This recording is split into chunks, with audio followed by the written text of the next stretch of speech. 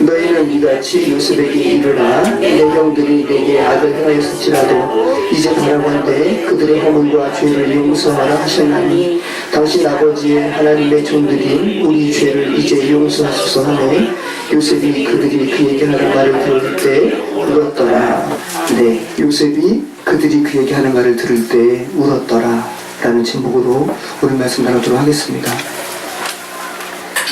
지난주에는 저희가 토기장이 공부하시거든과 함께하는 예배로, 그래서 토기장이와 진흙에 대한 말씀을 나누었고요. 그래서 오늘은 다시 창세기 말씀으로 돌아가도록 하겠습니다. 저희가 창세기 말씀을 지금 3년째 가까이 지금 다루고 있고요. 이제 한 2권 정도밖에 안 남았습니다. 자, 여러분, 생명을 구원하는 성경의 첫 번째 책, 그죠? 여기에 창세기인데, 창세기의 마지막이 죽음으로 온통 가득 차 있다. 그래서 복음이라는 겁니다. 복음은 죄된 육신의 철저한 죽음과 그리스도와 함께 살아남에 관련된 기사이기 때문에 그렇습니다. 자, 여러분, 야곱의 장래 전처와 관련해서 성경 기자는 죄된 육신의 철저한 죽음에 대하여 굉장히 다양하게 기술하고 있었습니다. 그죠? 죽은 야곱의 시신을 며칠 동안 향처리했습니까? 네, 40일 동안 향처리했습니다. 40일은 어떤 과정의 채워짐이라 말씀드렸어요. 그리고 30일을 더해서 애굽인들이 총 며칠 동안 야곱의 죽음을 애통해야 합니까? 70일. 네, 완전한 장사됨을 말씀하고 있는 거죠. 그리고 죽은 야곱을 가나안 땅의 막벨라 굴에 안장하기 위하여 요셉을 위시한 장래 행렬이 애굽을 떠나 요단강을 건너는 기사는 430년 후에 출애굽의 기사를 정확하게 예표하고 있는 말씀이라고 했습니다. 그래서 일부러 같은 단어를 사용했어요. 고센 땅, 라암셋, 어린아이들, 타프, 양떼, 째온, 소떼, 바카르, 병거, 레케브, 기병, 파라쉬. 그때가 시미, 메오드, 컸더라, 카베드. 이 단어를 똑같이 창세기에 야곱의 시신을 출애굽해서 가나안 땅에 안장하는 장면과, 그죠? 그리고 출애굽기에 모세의 영도 아래에 이스라엘 백성이 출애굽하는 기사에 똑같이 쓰이고 있다고요. 그러니까 둘 다 출애굽의 기사라는 말씀입니다. 창세기는 요셉을 통하여 출애굽하는 기사이며 출애굽기는 모세를 통하여 출애굽하는 것이고, 궁극적으로 저희는 모두 예수 그리스도와 연합되어서 출애굽하는 그런 하나님의 자녀들입니다. 야곱의 장사됨과 관련된 기사가 또 어떤 것이 있었습니까? 야곱의 시신이 막벨라 굴에 안장되기 전에 아닷의 타작마당에 머문 가운데, 그죠? 또 7일간, 네, 또 7일 나오는 거예요. 7일간 애굽인들이 애통해하는 장면을 성경이 기록하고 있었습니다.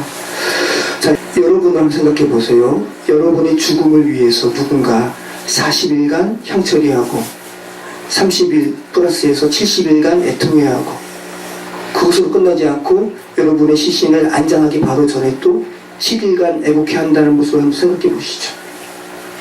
뭐를 의미하는 거겠습니까?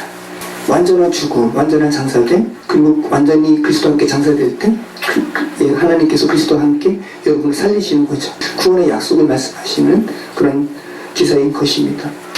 여러분, 왜 이렇게 칠이 많이 나올까요? 자, 여러분을 위한 장례식장에서 7일 동안 애국해 한다는 것을 한번 생각해 보시죠. 여러분의 주변 사람들이 집에 가지 않고 여러분의 화장터 앞에서 7일간 애국해 한다는 것을 생각해 보세요. 죽은 새의 피를 산새에 7번 뿌려서 정하다 외치는 장면이 연상되시나요? 그죠? 타헤르, 클린, 정하다. 자, 애굽인들의 야곱을 위한 7일간의 애국은 죽은 야곱의 철저한 죽음을 의미하는 것이기도 하고, 또 반대로 이스라엘로 살아남에 대한 반증의 표시인 것이죠. 그저 기리는 거예요. 자, 제가 아까 죽은 새의 피를 산새에 7번 뿌리는 이 기사가 어떤 기사입니까? 레위기 기사인데, 성경에는 나병, 이 한센병을 죄를 상징해요. 온몸에 문둥병이 바란 자. 자, 여러분이 만약에 문둥병 걸렸다고 생각을 해보세요. 제가 예전에 허영만 씨가 그린 만화인가요? 그 야구 선수에 관한 그 책인데 나병이 걸렸어요. 그랬더니 그 만화책인데 지금 기억이 남는데 그 집안에서 이 사람을 격리하는 거죠. 당연한 거죠. 그죠? 여러분이 나병 걸렸어요. 온몸에. 그래서 어떤 사람이 여러분을 이끌고 제사장에게로 가는 겁니다. 예수님을 상징하죠. 제사장이 여러분의 몸을 보고, 근데 제사장이 김정옥 전도사님의 머리부터 발끝까지 나병이 바란 것을 보고 뭐라고 외치겠어요? 더럽다 외치겠어요? 부정하다 외치겠어요? 깨끗하다 외치는 거예요. 이게 참 역설 아니에요, 여러분? 여러분 몸이 완전히 나병으로 덮였는데, 그래서 여러분 자신이 여러분의 모습을 볼 때, 나 소망 없네, 나 완전히 죽었네, 이런 여러분을, 그걸 자각한 여러분을 누군가가 예수님께로 이끌어 가시는 거예요. 그 예수님께서 여러분의 머리부터 발끝까지 온통 죽음의 증상으로 뒤덮인 여러분을 보고 감사하게도 나 죽었네, 사형 선고를 받는 것이 아니라 너 살았어 라는 말씀을 외친다는 것이 얼마나 놀라운 은혜입니까? 자기가 죄로 인해 죽은 거 알면 그것이 바로 살아나는 첫 걸음이라는 거예요. 이것을 바로 7번 외치는 거예요. 그 죽은 새의 피를 산새에 뿌려서 7번 정하다, 정하다, 정하다, 정하다 외치게 하고 산새를 하늘로 날려보내는 겁니다. 놀라운 복음의 말씀입니다. 자신이 이미 죽은 존재인 것을 안 사람에게 예수 그리스도는 살았다라고 외치고 살아있는 사람으로 만들어 가시는 거예요. 아직 좌충우돌하고 아직 자기 혈기가 등등한 베드로를 너는 반석이야? 라고 외치시고, 그 다음에 베드로는 반석 같은 행동 하나도 안 하거든요. 예수님 저주하고 부인하고 배반하고. 근데 결국은 베드로를 반석으로 만들어 가시는 하나님. 똑같은 거죠. 지금 여러분은 죽었어요. 죽은 여러분 하나님께서는 살았다 외치시고 살아있는 자로 주께서 만들어 가신다는 말씀입니다. 놀라운 은혜의 말씀인 것입니다. 자, 지난번에 다룬 말씀이 중요한 부분이기 때문에 다시 한번 다루고 갑니다. 이 야곱을 위한 7번의 애곡이 있었던 장소가 어디입니까? 2주 지납니까? 까먹으셨죠? 아닷의 타작마당이죠. 자, 이 아닷의 타작마당이 가시나무 관련돼서 제가 말씀드렸고요. 이 아닷의 타작마당이 나중에 어떻게 이름이 바뀌어요? 아벨 미츠라임. 아벨은 비탄이고요. 미츠라임은 이집트, 애굽 사람을 다른 이름으로 미츠라임이라 하는 거거든요. 애굽을. 그러니까 애굽인들의 큰 애통, 큰 비탄이라는 이름으로 바뀌는 거예요. 아닷의 타작마당이. 지난주에 말씀드린 것처럼 가만히 보면 성경의 타작마당이 여러 개가 나오는데 다 같은 이야기만 하고 있어요. 스스로 왕이 되려고 했던 가시나무가 결국은 밟혀 부러지는 곳이 아닷의 타작마당입니다. 하나님이 아닌 인간을 의지하려고 했던 그 다윗의 의도가 무너지고 하나님의 집 솔로몬의 성전이 세워지는 곳이 무슨 타작마당이에요? 아라우나의 타작마당이에요. 그러니까 여러분이 왕이 되려는 그 자리가 부서지고 하나님께서 여러분의 왕이 되시는 자리, 아라우나의 타작마당. 의미가 있죠? 네, 아닷의 타작마당과도 같죠, 의미가. 그 다음에 하나님의 말씀을 내 것이라고 소유할 수 있을 거라고 착각한 우사에게, 그죠? 하나님의 말씀은 인간의 소유물이 될 수 없음을 철저하게 가르쳐 주신 타작마당이 어디의 타작마당입니까? 나곤의 타작마당입니다. 그 타작마당에서 애굽인들이 야곱의 그 소천을 위해서 7일간 애곡을 하는 겁니다. 애굽의 다른 이름 미츠라임이라는 말은 마조르에서 왔다 그랬죠. 폐쇄된 장소, 제한된 이라는 의미예요. 여러분, 애굽이 죄된 세상인데 그 애굽의 다른 이름이 미츠라임인데 그 미츠라임의 의미에 폐쇄된, 제한된. 여러분이 지금 죄된 세상에서 폐쇄되었죠. 여러분이 미츠라임이에요. 여러분이 애굽인이고요. 그죠? 가나안인들에게 아벨 미츠라임이라 불리게 되는 그 사건은 구원받은 백성에게 반드시 있어져야 하는 사건이라는 말씀입니다. 저와 여러분은 죽음 이후에 화장터 앞에서 목사님을 위시한 가족 간의 짧은 애곡으로 끝나야 되는 것이 아니라 인생이라는 타작마당에서 아벨 미츠라임의 철저한 애곡이 있어야 한다는 말씀입니다. 그리스도께서 저와 여러분의 머리가 되신 상태라면 하나님께서는, 예수님께서는 저와 여러분의 삶 가운데 반드시 아벨 미스라임의 그 시간으로, 그죠? 여러분을 이끄실 거예요. 어쩌면 지금 현재가 아벨 미스라임의 그 시간일 수도 있는 것이고요. 저와 여러분의 자아가 철저히 무너지고 발표 없어지는 장소가, 그 시간이 바로 아벨 미스라임이라는 말씀입니다. 자, 15절 말씀.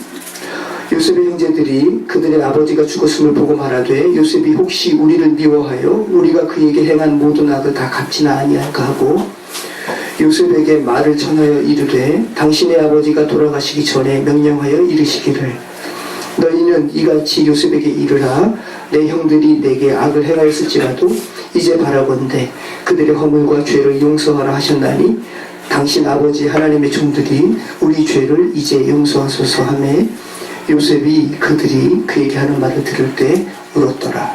제가 이 말씀을 제목 삼았는데요.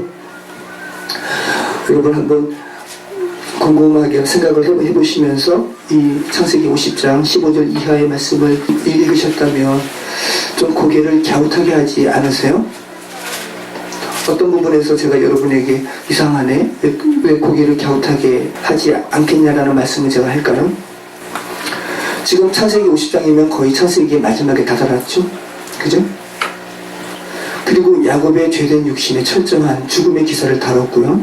아벨 미츠라임이라는 아주 놀라운 아다세 타당마당의 이름이 바뀌는 것까지도, 그리고 막벨라 굴에 야곱의 시신을 안장한, 그리고 돌아왔어요. 애굽으로. 완전히 다 끝난 것 같잖아요. 그죠? 감사하게 우리 이렇게 완전하게 우리의 죄된 육신이 삭제되고 죽고 그리스도와 함께하는 그런 삶으로 회복되는구나. 이 기대감을 갖게 하면서 끝나면 참 좋은데 다시 죄로 인한 기사와 죄로 인한 상처와 아픔의 기사가 재반복되고 있잖아요. 누군가에게 행한 악으로 인한 죄의식과 그로 인한 두려움의 기사가 재등장하는 것은 창세기 50장을 읽는 이로 하여금 고개를 갸우뚱하게 하죠. 당연한 거예요, 여러분. 그런데 성경에서 이 말씀이 나오는 것은 당연한 겁니다. 왜냐하면 죄된 인간은 이런 존재이기 때문에 그래요. 이 죄가 얼마나 큰 것인지 죄에 매여 있는 인간의 상태를 성경이 정확하게 지금 계속 지금 직시하게끔 하는 거죠. 그죠? 너희가 이렇게 죄로 매여 있는데 내가 너희의 그것을 알고 내가 너희를 용서했어 라는 하나님의 용서를 사람들은 이토록 받아들이지 못하는 거예요. 그래서 창세기 기자는 오늘 본문을 통해서 다시 한번 요셉 편에서는 요셉은 이미 용서했어요. 형들을, 자기를 팔아먹고 자기를 죽이려고 했던 형들을 요셉은 이미 용서했다고요. 그 전에 형들에게 자신을 오픈하고 내가 바로 당신의 아우입니다라고 오픈할 때 이미 용서했거든요. 정말 용서한 거죠. 근데 형들은 그 용서 받아들이지 못하는 거예요. 정말 그 용서 했으면 좋겠다라는 소망이 있었겠지만 그 용서가 가능할까? 자기 생각하니까, 인간적인 자기 생각하니까 용서 불가능한 거거든요. 그 용서를 믿지 못한 겁니다. 하나님께서 말씀하시는 거죠. 오늘 창세기 말씀을 통해서 인간아, 너희가 그런 존재인 거 내가 안다. 그 인생의 여러 쓴뿌리와 죄로 인한 갈등이 계속 재반복되는 존재인 거 내가 안다. 그런 너희 내가 용서한다. 다시 말씀하시는 거죠. 죄와 용서는 성경에 계속 반복되는 기사예요. 창세기 기사뿐만 아니라 성경은 죄 그리고 용서에 대한 기사로 가득 차 있습니다. 여러분 생각해 보세요. 여러분의 가정의 문제가 결국 죄와 그 죄로 인해 파생된 문제 아닙니까? 그죠? 제 인생의 문제도 마찬가지예요. 결국은 죄고요. 내가 행한 죄 아니면 타인이 내게 행한 죄, 그 죄로 인한 파생된 여러 가지 문제가 결국은 우리의 문제죠. 그리고 인간의 역사의 문제고, 오늘 본문에 나오는 인생이라는 시간 가운데 죄로 인한 여러 부정적인 요소를 떨치지 못하는 형들의 모습이 바로 저와 여러분의 모습이라는 거죠. 그럼 여러분, 이 형들을 용서하는 요셉은 누구의 모습을 보여주고 있는 겁니까? 예수 그리스도, 하나님의 모습을 보여주고 있는 거죠. 무지하고 완고한 노새와 같은 인간과 그런 인간을 너그럽게 구원하시고 용서하시는 구원자의 모습을 이렇게 보여주고 있습니다. 15절에서 여러분 한 말씀 보세요. 장례 후에 아버지 야곱의 장례식을 치른 후에 형제들이 가장 먼저 하는 말이 뭡니까? 아버지 완전하게 이스라엘로 되어서 교회에 대한 소망을 이야기하는 것이 아니라 요셉이 우리를 미워해서 우리에게 해코지하면 어떡하지? 라는 걱정의 토로입니다. 그죠? 우리가 그에게 행한 악을 요셉이 되갚으면 어떡하지? 라는 걱정의 토로예요. 그런데 여러분 원문을 보면 이 걱정을 형제들 중 한 명이 하는 게 아니라 형제들이라고 아흐라고 복수적으로 표현하고 있어요. 그러니까 베냐민은 뭐 요셉의 동생이니까 그런 마음 안 가졌을지 몰라도 요셉의 위의 형들 10명의 형제들은 다 이 마음 가졌다는 거죠. 그러니까 결국 우리의 마음이라는 거예요. 그죠? 형제들이 요셉에게 말합니다. 16절에서 17절의 말씀이죠. 요셉 총리시여, 당신의 아버지 이스라엘이 돌아가시기 전에 당신이 우리들 용서하라고 우리에게 말씀하셨습니다. 라고 요셉에게 이야기하는 거예요. 근데 이 형제들이 하는 이 이야기가 정말 이스라엘이 그 말을 했는지 아니면 형제들이 두려움 가운데서 지어낸 거짓말인지는 알 수는 없지만 지금 이 말을 하는 상황 그 자체를 형제들이 지금 요셉을 향한 뭐에서 비롯됐다는 거죠? 두려움에서 비롯되었다는 것입니다. 저와 여러분은 어떤 부분에서 두려워하세요? 여러분 지금 한번 곰곰이 생각해 보세요. 정말 여러분이 두려워하는 부분은 어떤 부분입니까? 저도 지금 두려워하는 부분이 있는데 두려워하는 그 부분이 아프다라는 거죠. 그죠? 그 부분 아프다라는 거예요. 하나님의 사랑과 하나님의 사랑을 계속 오해하고 믿지 못하는 구약에 계속 재반복되는 그림과 같습니다. 아까 드린 말씀처럼 요셉은 이미 용서했습니다. 창세기 44장 37절에서 유다와 대화하는 장면에서 요셉은 형제들을 용서했어요. 자, 유다가 이렇게 이야기하죠. 그러니까 이제 계속 요셉이 형제들을 시험했어요. 이 사람들이 정말 구원받기 합당한 존재인가 계속 시험했단 말이죠. 근데 결정적으로 유다가 자신을 담보로 하는 그 대화를 함으로써 요셉이 결정적으로 형님들을 향한 시험을 그칩니다. 그리고 용서하는 거예요. 유다가 뭐라 그러냐 하면 이렇게 이야기하죠. 창세기 44장 32절 주의 종이 유다를 이야기합니다. 내 아버지에게 아이를 담보하기를 내가 이를 아버지께로 데리고 돌아오지 아니하면 영영이 아버지께 죄짐을 지리이다 하셨사오니 이제 주의 종으로 그 아이를 대신하여 머물러 있어 내 주의 종이 되게 하시고 그 아이는 그의 형제들과 함께 올려 보내소서. 자, 그리고 나서 이제 창세기 45장 1절에 요셉이 이제 완전히 분출하는 거예요. 형제들 향한 사랑이 45장 1절 요셉이 시동하는 자들 앞에서 그 정을 형제들을 향한 정을 그 사랑을 억제하지 못하여 소리질러 모든 사람을 자기에게서 물러가라 하고 그 형제들에게 자기를 알리니 그때 그와 함께한 다른 사람이 없었더라. 자기를 알렸어요.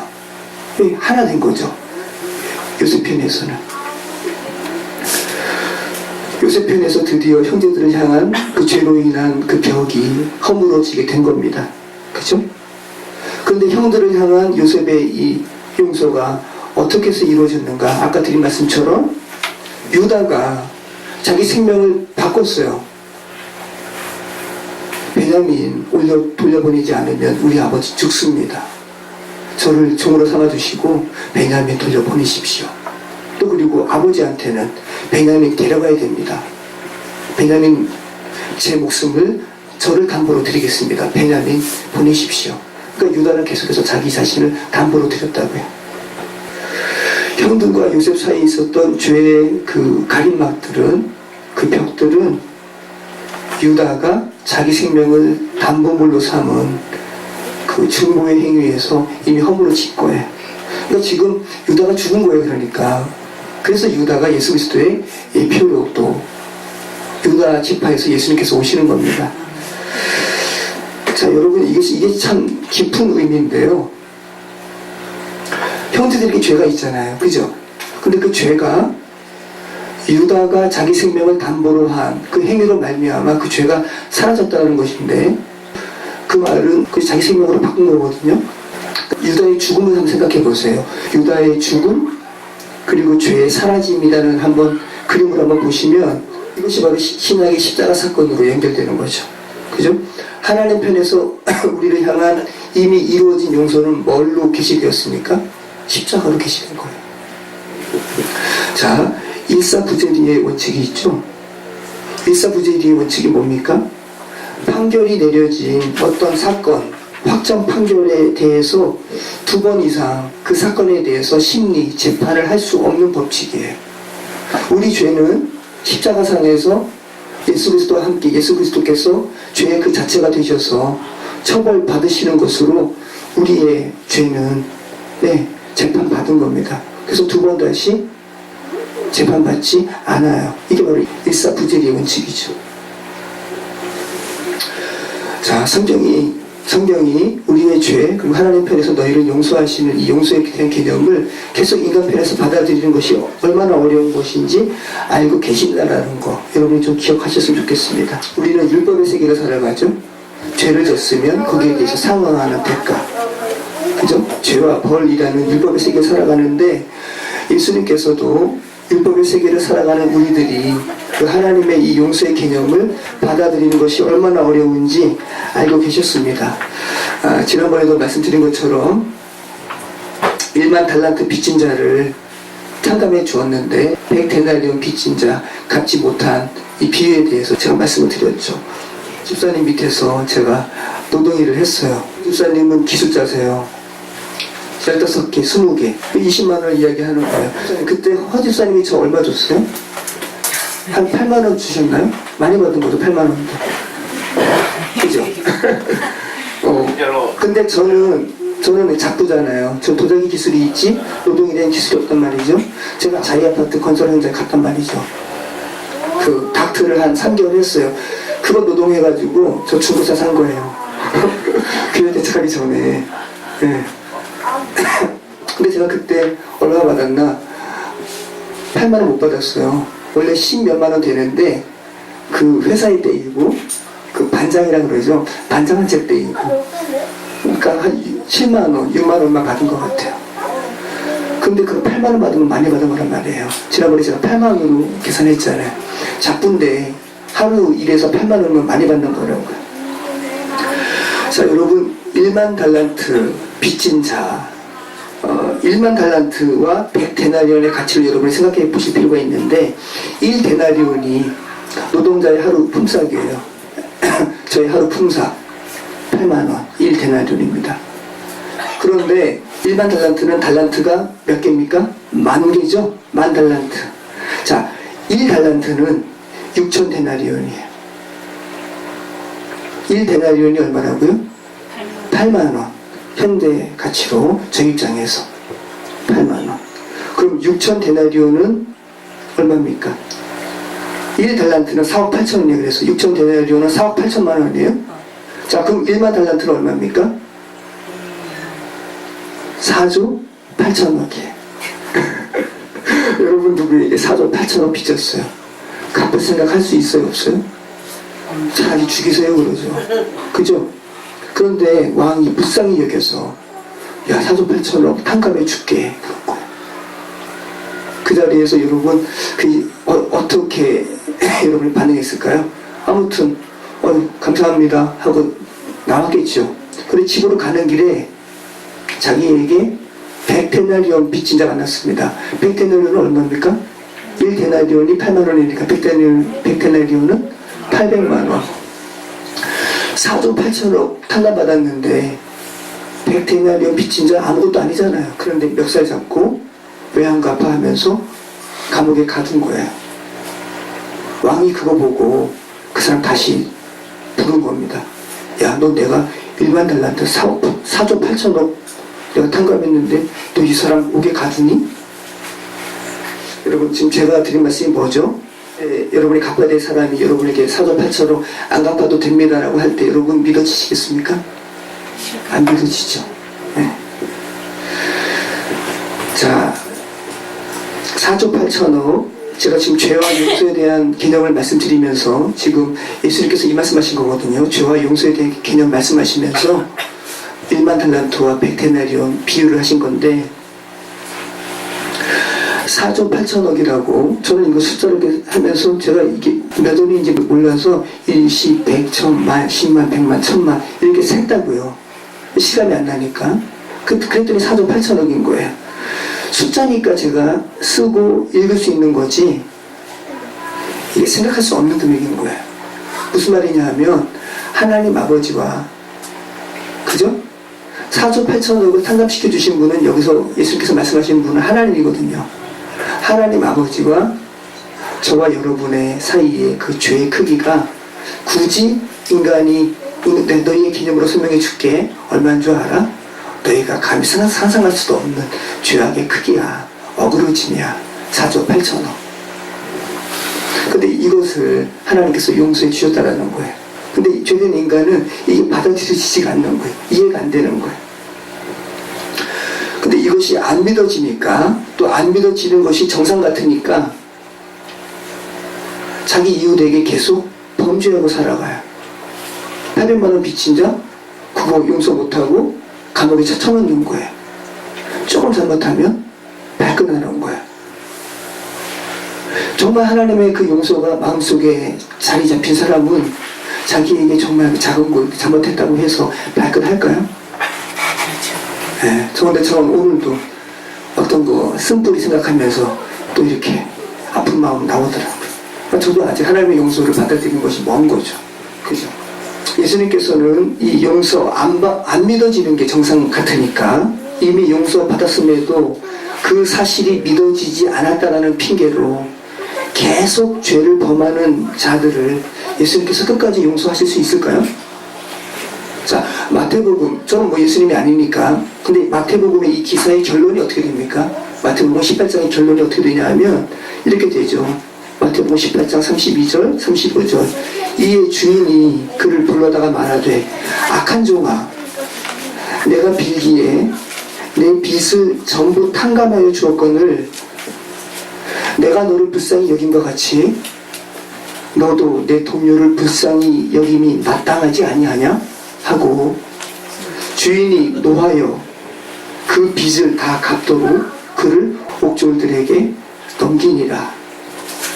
너희가 각각 마음으로 형제를 용서하지 아니하면 나의 하늘 아버지께서도 너희에게 이와 같이 하시리라. 이 하나님 예수님 말씀이에요, 여러분. 그럼 예수님의 이 말씀이 뭐라는 거죠? 4조 8천억 뭐라는 거예요? 갚으라는 거예요. 인간 편에서 전혀 감당하지도 못할 이 금액 갚으라는 말씀은 뭡니까? 이 큰 어그러짐을 갚으라는 말씀은 뭐예요? 35절에 바로 나오죠. 이게 어떤 의미인지. 이게 바로 용서에 대한 의미라는 거예요. 너희가 각각 마음으로부터 형제를 용서하지 아니하면 나의 하늘 아버지께서도 너희에게 이와 같이 하시리라. 그러니까 지금 예수님께서 저와 여러분에게 이 비유를 들어서 말씀하시는 것은 갚을 수 없는 금액이라고, 하나님 앞에 여러분과의 큰 어그러짐이 갚을 수 없는 간극이라고 자포자기하고 살아가면 안 된다는 말씀입니다. 그런 삶이 바로 베냐민과 같은 삶이죠. 아침에 남의 것을 빼앗고 움키는 사람이죠. 근데 그런 베냐민과 같은 저와 여러분을 하나님께서는 저녁에 움킨 것을 나누어주는 구원의 자리로 이끄시죠. 자, 마태복음 35절 말씀에서 예수님께서 4조 8천억이라는 큰 어그러짐을 용서에 관한 마음의 문제로 가지고 가시는 부분에 대해서 여러분 어떤 생각이 드세요? 와, 그러면 마음의 문제로만 가져가면 되네, 마음으로만 용서하면 되네, 4조 8천억 갚기 쉽네 라는 생각이 드세요? 여러분 정말 4조 8천억 있고요. 정말 있고 4조 8천억 그 이상의 금액이 있고 여러분이 정말 미워하는 사람이 있으면 그 용서 쉽지 않아요. 4조 8천억 줘버리고 용서 안 하죠. 그 마음을 지금 하나님께서 말씀하시는 거죠. 내가 너희들 불쌍히 여긴 그 마음 너도 가져서 너희 동료 너도 불쌍히 여겼어야지 라는 말씀이죠. 35절 말씀에서도 너희가 각각 마음으로 형제를 용서하지 아니하면 하늘 아버지도 너희 용서하지 않으셔 라는 말씀을 하고 계시죠. 왜 우리가 다른 사람을 용서하지 않으면 하나님께서도 우리를 용서하지 않는다는 말씀을 하실까요? 우리가 마음으로부터 다른 사람들을 용서하지 않는 마음은 우리 안에 뭐가 없다라는 거죠? 하나님의 마음이 없다라는 거죠. 네. 하나님 아버지의 마음이 없기 때문에 하나님 아버지와 온전히 하나 될 수가 없죠. 분리죠. 그죠? 자연스러운 거예요. 성경이 말하는 바입니다. 자, 여러분은 여러분의 배우자 또 지나온 삶을 살아가면서 겪었던 여러분의 이웃들 정말 용서하셨습니까? 정말 마음으로 용서하셨습니까? 근데 성경은 그 용서 마음에서부터 이루어져야 된다고 말씀하십니다. 지금 성경은 저와 여러분을 교회 만드시는 기사인데요. 우리가 교회 되었다라는 것, 그리고 우리가 그리스도께서 모토도 되시고 우리가 하나님께서 거하시는 처소가 되어진다라는 이 성전이 되어진다는 것은 우리를 용납하시고 받아들이시는 하나님 아버지의 마음이 있는 자로 지어져 간다라는 의미거든요. 그죠? 지금 저와 여러분이 그런 과정 가운데 계신 거예요. 오늘 본문과 성경에서 누차 이야기하는 죄와 용서의 기사로 가지고 가신다면 하나님의 집으로 지어져 간다는 것은 하나님의 마음을 아는 존재로, 그죠? 그리고 하나님의 마음을 담은 존재로 지어져 간다는 것을 의미합니다. 자, 오늘 말씀 마치도록 하겠습니다. 자, 창세기 기자는 온 세상의 구원자 사브나 바네아 요셉을 통하여 요셉이 울었잖아요. 네. 예수 그리스도를 예표하는 요셉입니다. 사브나 바네아. 그 우는 요셉을 통하여 하나님의 마음을 우리에게 알려주고 계십니다. 그죠? 요셉이 그 말을 들을 때 울었더라. 요셉이 왜 웁니까? 형들이 그 하나님 아버지의 마음을 모르는 그 사실에 우는 거예요. 그죠? 자신의 마음을 몰라준 형들이 야속해서 우는 것이 아니라 아버지의 마음이 없는 형제들의 모습을 보고 우는 거예요. 사브나 바네아 요셉이. 왜 우는 거예요? 그 마음 가지라고. 그죠? 여러분, 하나님께서 우십니다. 예수님께서 우십니다. 하나님의 용서에 대해서 성경을 통해서, 그리고 여러분이 지나온 생애 동안 하나님께서 여러분에게 허락하신 그 사랑을 통해서 계속해서 말씀하셨음에도 불구하고 그 하나님의 용서에 대해서 계속 모르시는 저와 여러분의 모습을 보시고 하나님께서 또 우십니다. 하나님의 마음이 전부인데 인생 가운데 상처받고 상처 준 여러 요소들로 인해서 힘들어서, 그죠? 그리고 하나님의 아버지의 마음 수용 못하시는 저와 여러분의 모습을 보시고 하나님은 우십니다. 아파하십니다. 모쪼록 시간이 흐르고 세월이 가면서 하나님 아버지의 마음이 저와 여러분의 심령에 채워지는, 그래서 4조 8천억 갚으시는 용서의 능력이 저와 여러분의 마음에 채워지기를 축원합니다. 기도하겠습니다. 하늘 아버지의 용서의 그 능력을 우리는 이토록 무지한 채로 모르는 존재입니다. 하나님 은총 베풀어 주셔서 하나님 아버지 저희의 삶을 보고 우시지 않도록 용서의 능력이 우리의 심령 가운데 있게 하여 주시옵소서. 예수 그리스도 이름으로 기도합니다. 아멘.